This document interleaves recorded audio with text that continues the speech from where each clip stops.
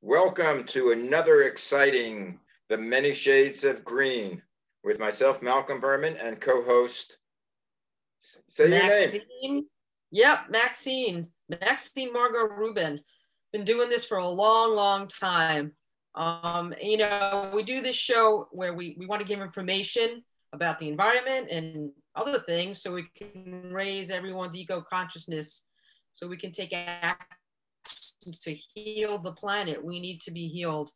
And our guest this week is a person who helps us do that, Margaret Perkins, and she's going to give us some insight into the role of cities and what they're doing to help rein in some CO2 emissions. And we're going to talk about other stuff as well. I wanted to just touch quickly on the nomination of John Kerry as the climate czar. It's going to be a new cabinet position. And he was instrumental in the Paris Accord. He was instrumental in almost getting 200 countries on board. And of course, you know what happened on November 4th. Trump, he got us out of it.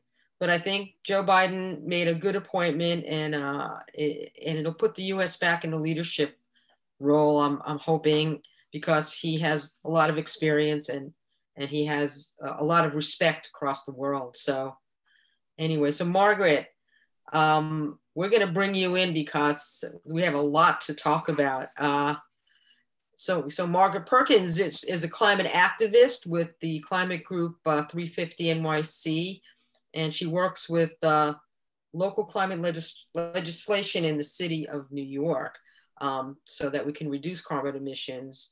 And this program is about with large buildings. She'll talk about the initiative. There's actually, I think, it's on the books now. It's actually legislation about how tall buildings can rein in their CO2. And she also has a background in infectious disease. Yeah. The forefront of the news today. So I don't even know what to start with first, because if you're looking at the headlines, we know what the main headline is right now, and that is COVID-19.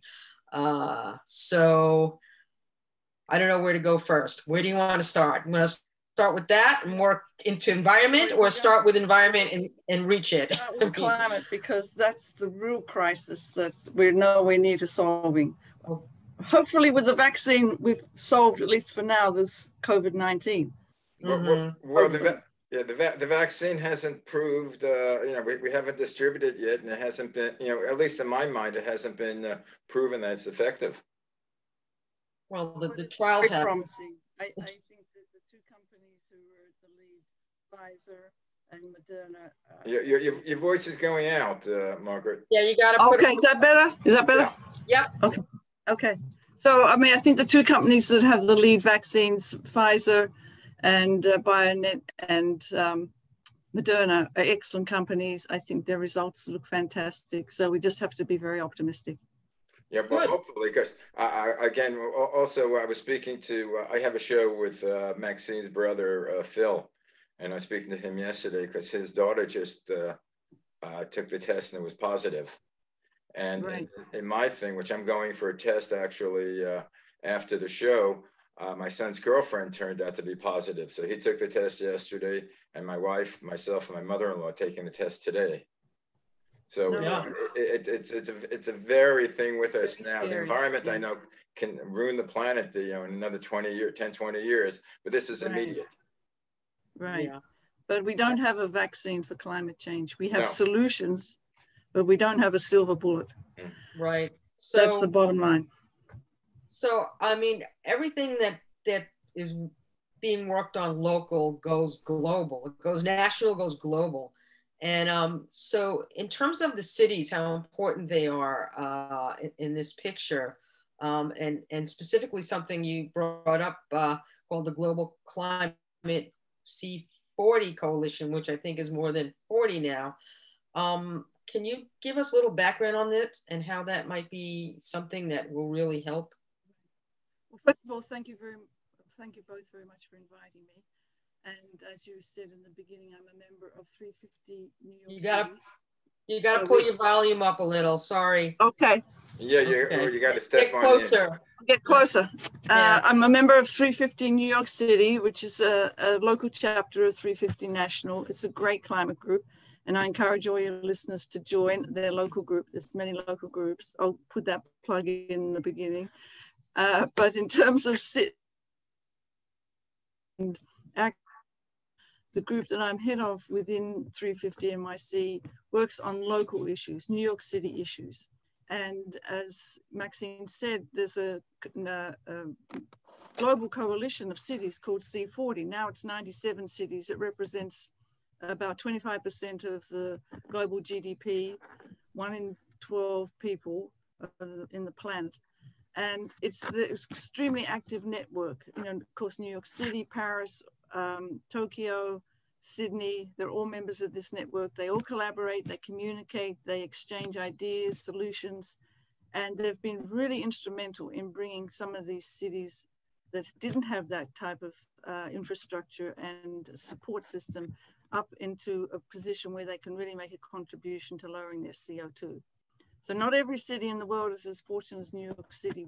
We had under Mayor Bloomberg a phenomenal Office of Sustainability that wrote and published this inventory of greenhouse gases in New York City. And what that divulged, which I think was a shock to everybody, is that 70% of the emissions in this city generated, that's the carbon dioxide or greenhouse gas emissions, come from buildings, just our buildings alone. And over half of that, 60%, comes from these mega buildings, which I live in 400 apartments, and there's 8 of them. I live in a complex with 8 of them. And they contribute, this is the major part of our greenhouse gas emissions. Reduce their emissions overall in the city. They said the first thing we have to tackle is buildings. And everybody threw up their arms, particularly the Real Estate Board of New York, as you can imagine, and said, we can't afford it. Our building stock is old. You're never going to convert these buildings to clean energy, blah, blah, blah. And they fought this tooth and nail, but finally we had victory. And that victory was a bill called the Climate Mobilization Act, which was passed last year, 2019. So, wow. If you want to ask me some questions about, I can tell you more about that. Is that a bill? I mean, cities are different. The closest to New York is probably Chicago in terms of building and volume. Are they doing anything like this? And how did this push off? What was the first thing that was a solution that they're putting into action? Chicago is probably equivalent, it's because it doesn't have the volume of these huge buildings, but they do have a good climate program, good Office of Sustainability in Chicago. Los Angeles, for instance, 60% of their emissions are from vehicles, no surprise, right? And building Shanghai, London, the major source of emissions is the buildings, the mega buildings. So the impetus for New York City was the data that was generated in this inventory, and that shows the importance of data, that we could see this is where the energy is coming from. And when climate activists and environmental justice groups got together, they said, what can we do to reduce these emissions? And they came up, this took years, of course, they came up with a plan, which was this Climate Mobilization Act, also known as the Dirty Buildings Bill. And we had a great partner on the city council called Councilman Costa Constantinides, who was very, very determined to get this bill through. He turned over every rock in his path to get this bill passed. And finally, we got it passed last year. And what it does is it mandates that buildings over 25,000 square feet, so they're pretty big buildings, have a limit or a cap on the amount of greenhouse gases they can emit. And those caps are written into the law. They're hard and fast numbers, which was also a big area of dispute. How can you say this number? Where's it coming from? And just so you listeners know, the source of those greenhouse gases, of course, are natural gas, which a lot of people use for heat and hot water. And in New York City, we have this community steam, which is very inefficient. It's a leftover from eons ago. And that's also makes a lot of a huge source of greenhouse gases. And then our electricity that comes through the grid is very dirty, what we call a dirty grid, in that 50–60% is from natural gas, and it used to be oil. Most of that's phased out. Well, how do we change that? Do the buildings have to retool, or? Yes. So this is what everyone threw up their arms and said, oh, you're never going to do it. You know, these buildings like mine, you know, you're going to have to completely turn them upside down. Well, when you break it down, there are solutions, and there are great technical nonprofits that have experts in this area. And I don't want to go through it all here. It's a whole nother program. But when they wrote this law, you know, they were mindful of the technical limitations, and those technical solutions are available. They're going to be costly in the short run, but in the end, what we always say to people, they're going to pay for themselves. So the big pushback came from the real estate board. We can't afford to do this, you know, rentals, co-ops, they're not going to pay for it. Well, the truth of the matter is that because it's going to be less, and much less if you put in all these solutions. And the primary solution is that heating and air conditioning will have to be electrified, and that electric grid will have to be greener. In other words, the source will have to be renewable energy, hydro, wind, and solar. And there are some states in the United States that have, Washington State has 80% of its electricity is hydro. And it's not, I mean, I'm not saying New York State is in that position, but it is feasible. Yeah, who's going to pay? Niagara Falls, you know. Who's going to pay? They use Niagara Falls. They use Niagara Falls as northwest New York State is 90% wind and hydro because of Niagara Falls, and they have huge wind farms up there. So people, that's just not where people live. So we can solve that problem, but it's not insoluble.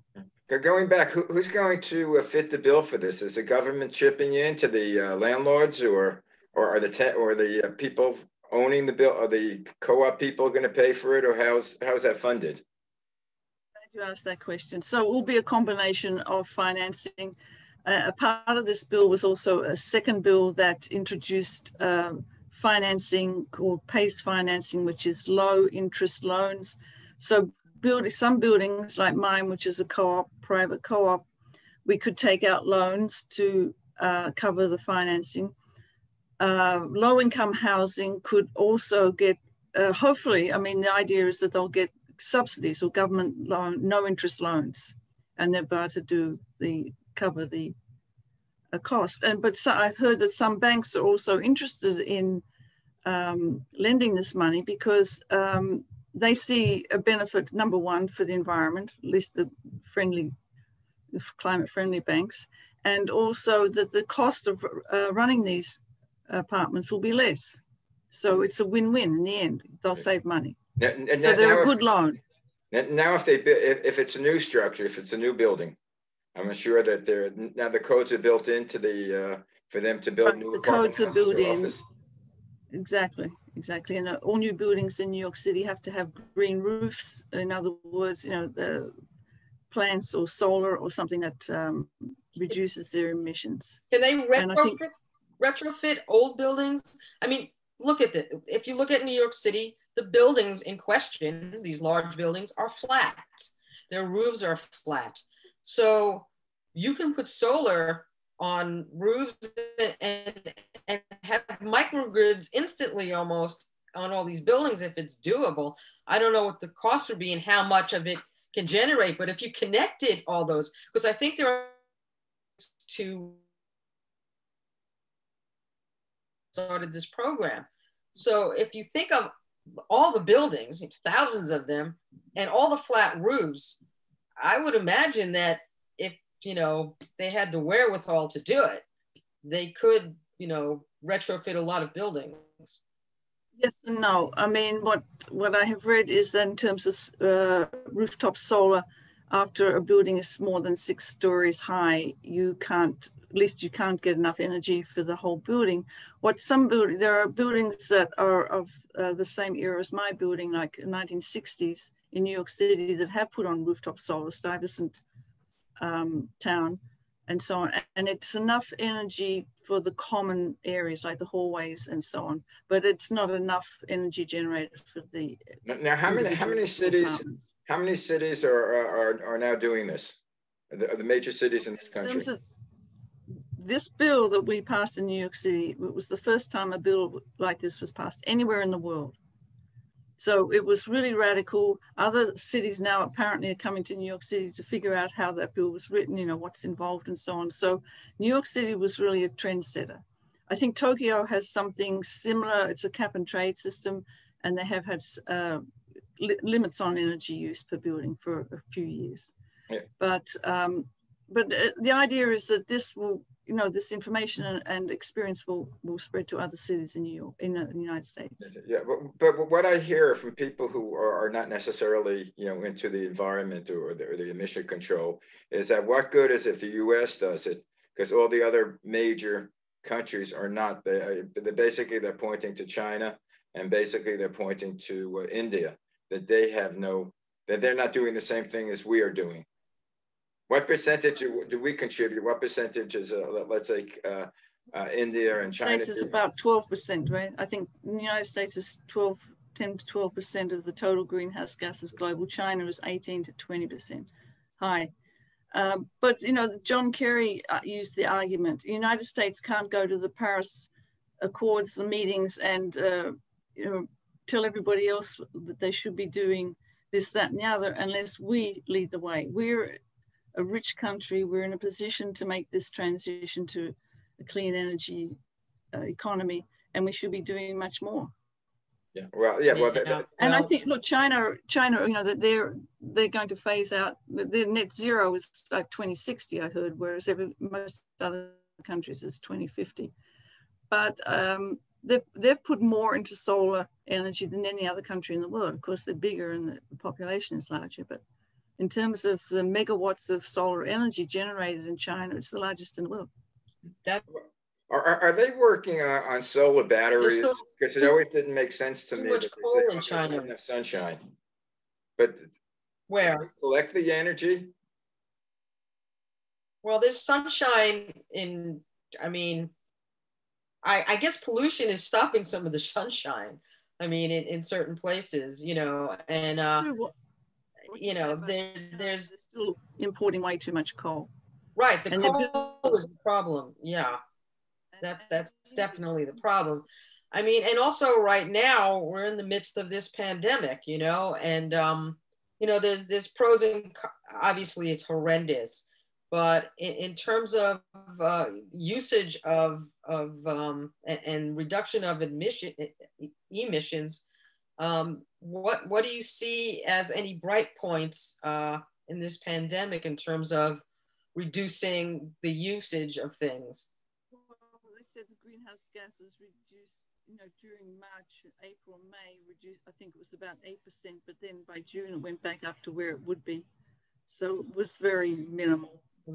I know the animals were liking it for a while. Yeah. They had like mountain goats in Wales where they never had them before. And they had flamingos in Mumbai that came into the city by the thousands. And they had lions sleeping in South Africa's Kruger National Park on the road. Talk about a cat nap. I mean, you know, so when you were looking at some of those things, you were going, maybe people will like figure out, hey, you know, this is something we need to do in the future to reduce our emissions and have cities less congested or have them use different transportation. And how does transportation work in all of this? I mean, in New York, well, obviously during the pandemic, people are kind of staying put. But you mentioned LA as being, you know, an issue.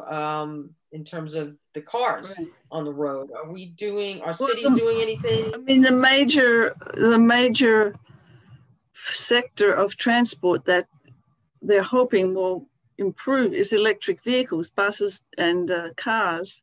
And of course, we're well on the way to having very stringent limits on vehicle emissions. And then Trump reversed everything, or he tried to. It's probably, you know, didn't go fully through, but he, you know, had a big fight with California about their limits on emissions.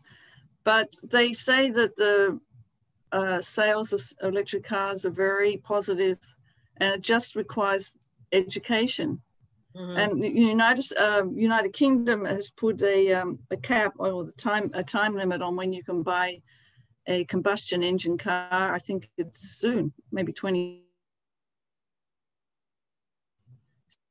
Yeah, pretty common too. So I think the United States will get there also. That'll probably be the next the big complaint that people have about electric cars is there are not enough stations to recharge it. And I think it was Biden who said to build a thing along the highways that you could recharge. And I forget where he said that they do it in one other country. And I forget what country it is. It's a chicken and egg situation, you know, if you don't have the demand for the charging, but you know, it's improved. I mean, the Teslas have the charging all up I-95. So it's definitely increasing. Yeah, well, they need to figure that out. But as you were talking about different animals coming into different cities, you know, we're changing it.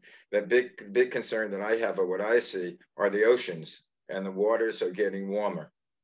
And different, like I know in California now, sharks are coming in areas that never were before, are being sighted because the waters are getting warmer, and the coral reefs are fading away, and they supplied a great deal for the fish. And on the local issues, I just want to make a couple of points, because I know Maxine was, you know, one of her goals of this podcast is to get people to join local climate groups, and I just want to say that this bill passed, which was really radical, never would have happened unless there was this really strong coalition of climate groups and environmental justice groups in New York City. And I can mention a few: Align, New York Communities for Change, We Act, and these groups all work together. And we had this very receptive New York City Council, particularly Costa Constantinides. So all the stars aligned to get this bill passed. But it was really the grassroots movement, and we, you know, called our councilman, we had protests, we were on the street, and this is what got it through. So it shows that the power of people in the streets and calling their local council people to get things done. So it's a great movement, and they're continuing, and they've got a lot of plans. Well, they did have for 2020, but for next year, we hope to, there's several things in the pipeline. One is to convert Rikers Island to a renewable energy hub, because they're closing the jail there and closing the peaker plants, these 20 peaker plants which come on at 4 o'clock in the afternoon and spew out all this noxious gases because they're burning oil. And a few other really important climate campaigns are in the works. And it's mostly because of grassroots movement. And so if you listeners want to join, you know, just Google climate groups New York City and get one near you, but 350 New York City, 350 Brooklyn are very... Definitely LA connection. There's groups all over the country, honestly. All over the country. And just Google climate groups, and, you know, groups that you want to have a passion about, whether it be the oceans, whether it be your cities, you know, whatever your kind of passion is to help, you know, animals. There's so much. Pick one thing, become a member of it, you know, send them an email or get on their mailing list, and you'll see all the events pop up. You know, maybe you can go to one of those. You know, I mean, I've been to climate rallies, before COVID, of course, and the big one that was in 2014 in the city, which had the most, you know, convergence of climate groups from all over the world, basically, in one place. There was like over 500,000 people, which was incredible.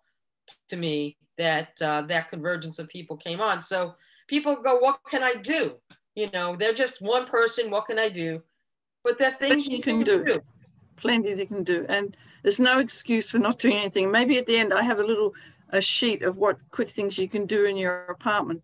And I know we're running close to closing, right? How many more minutes do we have? We have 5 more minutes. Okay, so just a couple of things that people can do personally in terms of reducing their energy.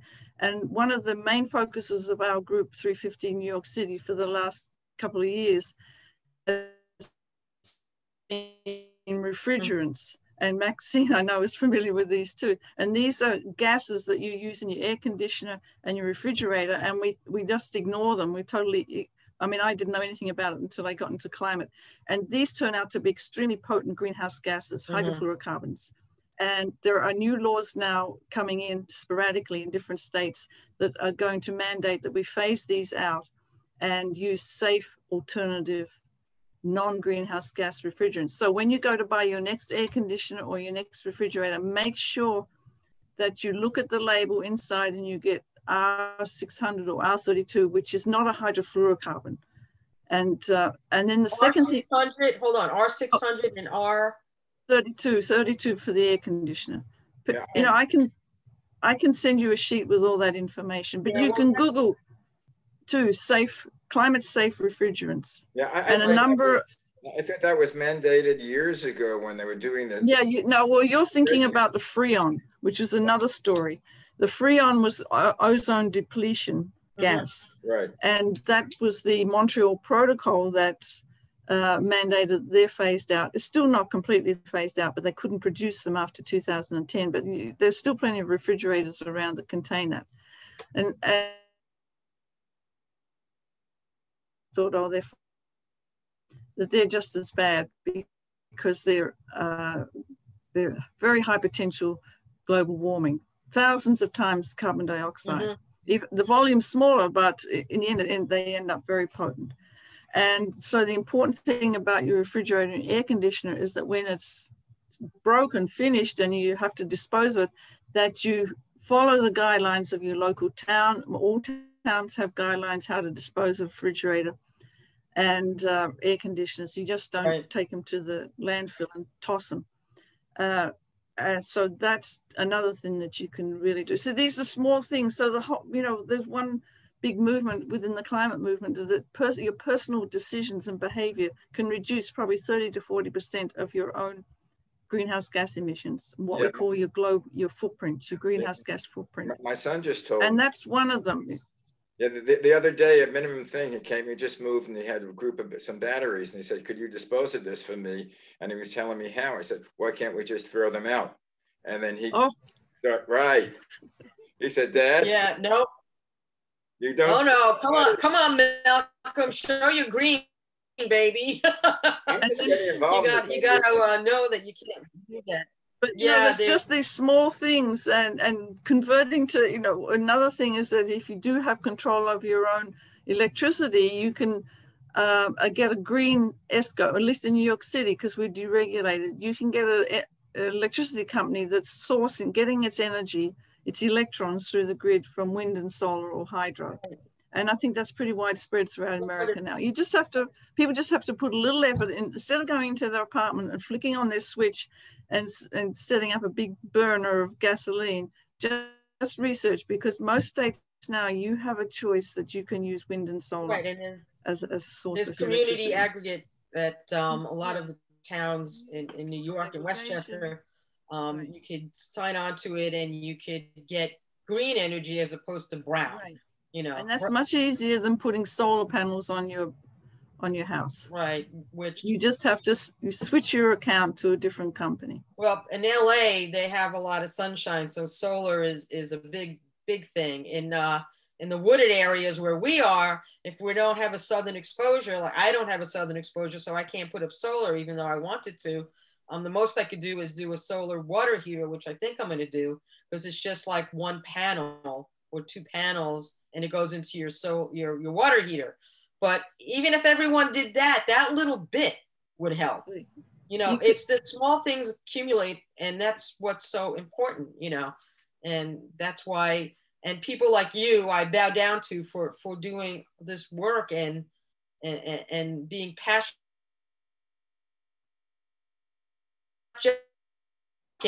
You know, you're walking the walk, you know, which is finish important. up, I should say, that's the great thing about working on these local issues, is that we feel that even though it's a small sector and it's not a lot of people, we feel that we're much more successful and we get results quicker. And that's the experience of people in other cities too.